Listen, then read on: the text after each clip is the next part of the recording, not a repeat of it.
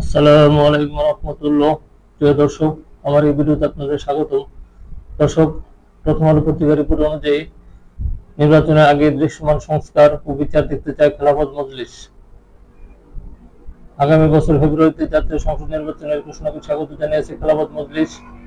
তবে দলটি মনে করে নির্বাচনের আগে সংস্কার, বিচার ও লেভেল প্লেইং ফিল্ড সবার জন্য সমান সুযোগ নিশ্চিত করতে হবে।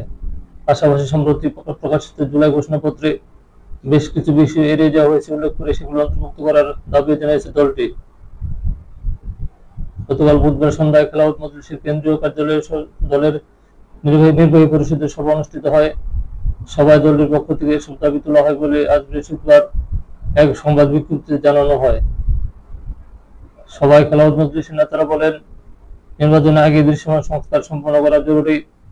গণহত্যাকারী কথিত ফ্যাসিস্টদের বিচারে উল্লেখযোগ্য অগ্রগতি প্রয়োজন।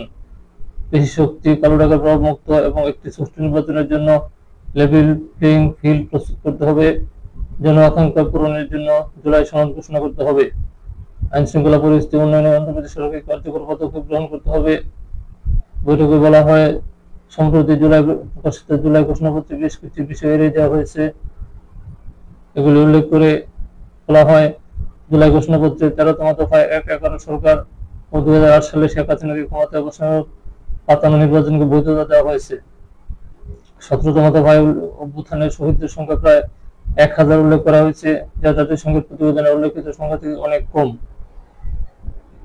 এছাড়া 2009 সালের পিলখানা হত্যাকাণ্ড, 2013 সালের শাপলা চত্বরে রাতের আধারে আলেম ওলামা ও ছাত্র জনতাকে গুলি করে হত্যা, 2018 সালে ছাত্রদের কোটা বিরোধী আন্দোলনের ব্যাপক দমন-পীড়ন, 2021 সালে নরেন্দ্র মোদীর বাংলাদেশ সফরকে কেন্দ্র করে বিক্ষোভে গুলি চালিয়ে 21 জন মানুষকে হত্যা, এসব গুরুত্বপূর্ণ বিষয়গুলি জুলাই ঘোষণাপত্রে উল্লেখ করা হয়নি বলে জানান খেলাফত মজলিসের নেতারা। অবিলম্বে জুলাই ঘোষণাপত্র সংশোধনের দাবি জানিয়ে তারা বলেন, এসব বিষয় সংশোধন করে জুলাই ঘোষণাপত্রে সংযুক্ত করা না হলে তা পূর্ণাঙ্গ অভ্যুত্থানের চেতনা ও পরিপন্থী ও জাতির জন্য হতাশাজনক হবে।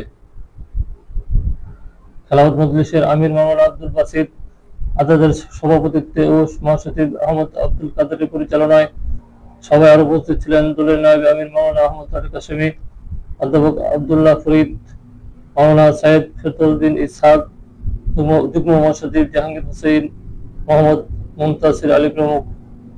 দর্শক, ভালো থাকবেন। আল্লাহ হাফেজ।